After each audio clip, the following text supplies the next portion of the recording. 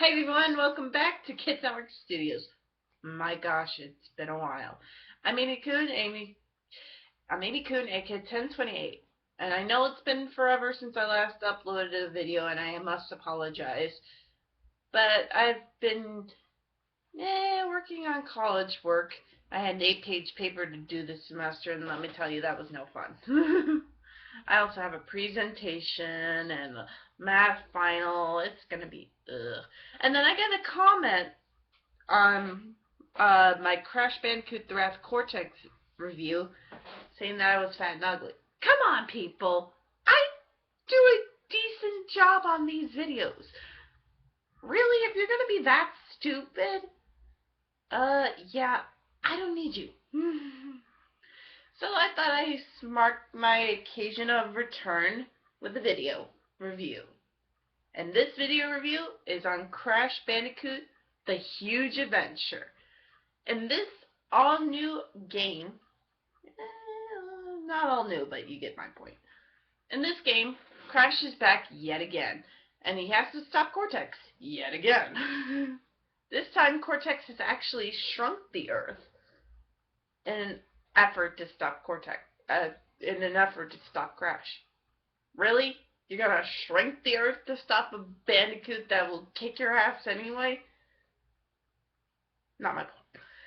But anyway, this game was actually the first of its kind to be actually on a handheld device, which was kind of cool. Now, let me read off what we got here. Alright. Of course, you control Crash Bandicoot, who must gather 20 crystals to reverse the shrinkage of Earth at the hands of Dr. Neo Cortex. Much of the gameplay takes place in a series of hubs from which Crash can teleport to various points of the Earth. And they have 5 levels plus 1 boss level. Now, in all honesty, I did play this game, but I didn't like it. And I'm about to go over why I did not. First of all, Cortex's plan, shrinking the Earth again, what was he thinking? I mean, that's easily reversed here, people, especially when we're talking about a genius who happens to be Crash's sister. Come on now. Cortex, really, you need to, you need to realize that, Crash ain't all stupid, you know? Or maybe he is. The second part I didn't like, besides the relics and getting all the gems and everything and blah blah blah blah blah, was the gameplay. Yeah, I know, I'm downgrading the gameplay for the first handheld version of a Crash Bandicoot game. Sue me. But the gameplay, I didn't like it. In all honesty, all the handheld games except for Crash Purple, Ripto's Revenge, I did not like them. N-Tranced 2 was pretty good, but I still didn't like these games. And they're more because they're challenging, and they're more they have a smaller screen, and the gameplays kind of suck. And it's just like some of the storyline is just like, what? Cortex is doing this now? I mean, really? He shrinking the Earth? I'm not getting over that.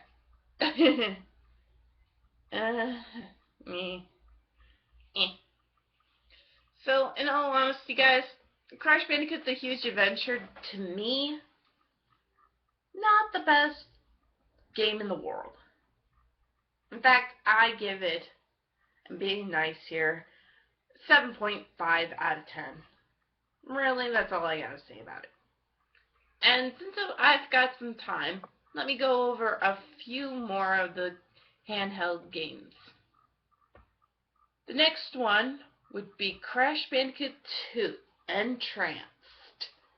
Now, this one doesn't involve Cortex at all, which is strangely enough. it's pretty good in its own right. Uka Uka calls upon the assistance of Dr. N-Trophy, the Master of Time. In return, he recommends the services of N-Tranced, a hypnotizer. Yeah, they're planning to hypnotize our heroes into doing their bidding. This can't be good.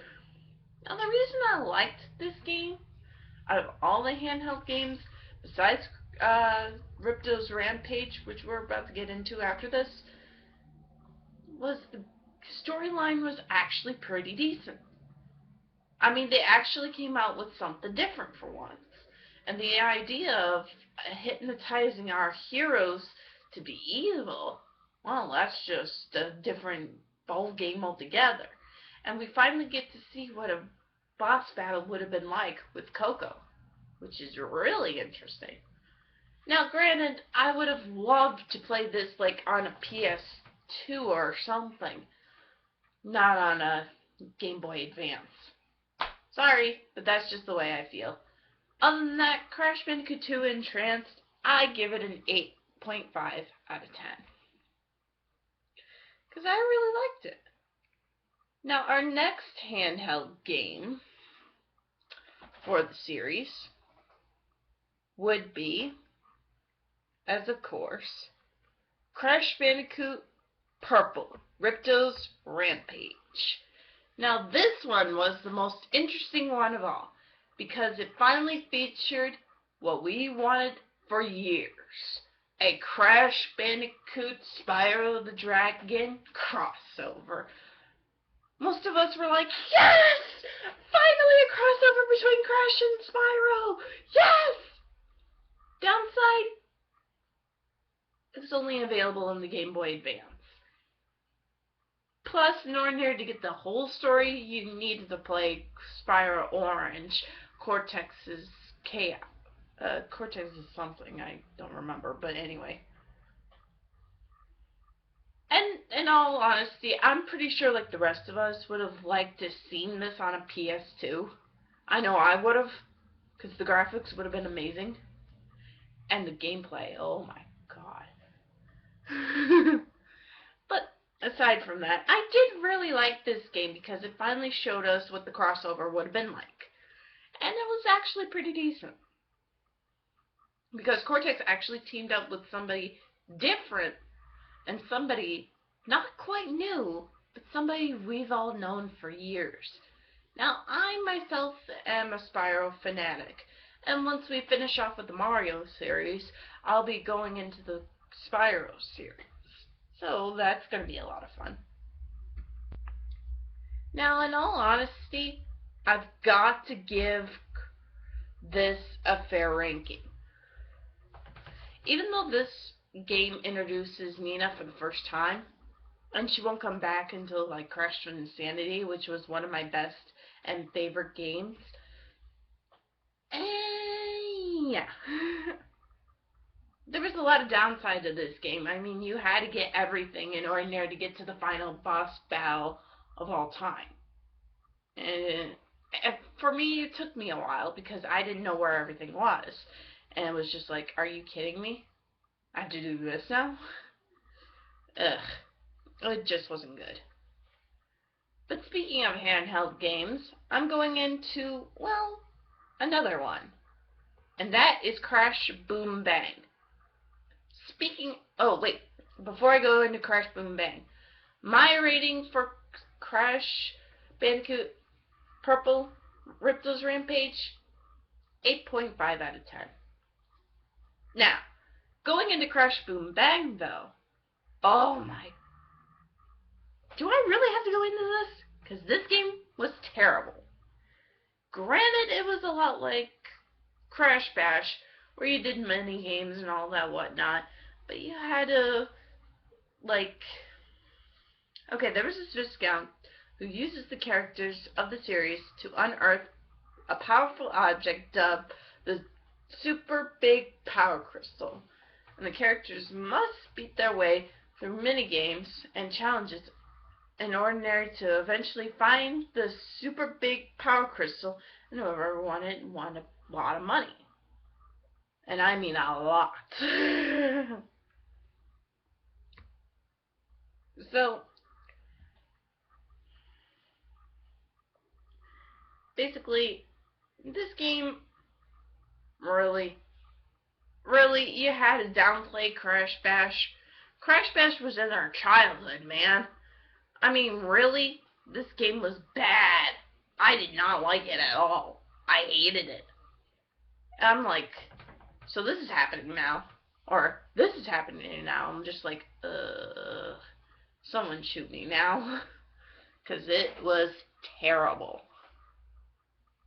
I mean, I like the minigames and everything, but other than that, not really.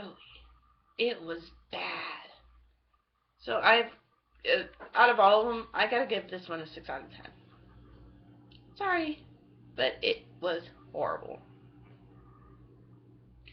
Our next handheld series, and our last one for the day. Well, I don't know if we should do this because I never played it. Yeah, I never played this. I can't go over it. So we're gonna stop here because I never played this game at all. So I can't go over it. But what I would have gone over was Crash Mutant Island. Yeah, and I never played the game, so yeah, that's a bit of a problem. But next time, guys, we're gonna go into something different. And what's this something different? Well, it's pretty obvious. We're gonna go back into the main games, and then we're gonna cover the rest of the racing series. And the main game we're gonna go back into is, of course, one of my favorites, and one of the ones that was a gem to me. They're working together, but they don't have to like it. Crash to Insanity, folks, the next time I return. Until then, guys, this is Amy Kuhn, aka 1028, and I'm signing off from Kids Network Studios. And if you're gonna hate on me, go ahead, hate on me. I don't care. I know who my friends are. See you next time.